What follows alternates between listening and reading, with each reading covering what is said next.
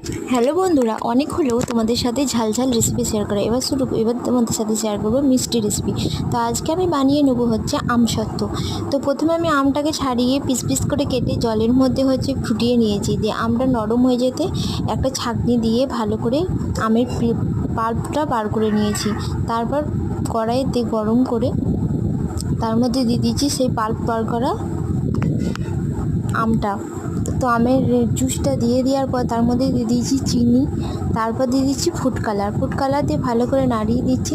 Food colour তোমরা দিতেও পারো, না দিতে পারো। আমি ফুড কালার দিয়েছি একটু কালারটা হলুদ মতো হওয়ার জন্য। এটা কাঁচা আমের ছিল, তো কাঁচা আমের করেছি আমসত্ত্ব, সেই জন্য দিতে লেগেছে। পাকা আমের করলে সেটা দিতে লাগবে না। তো আমটা হচ্ছে মতো হয়ে গেছে, ফুটানো হয়ে গেছে। ফুটিয়ে যাওয়ার পর আমসত্ত্বর চলে।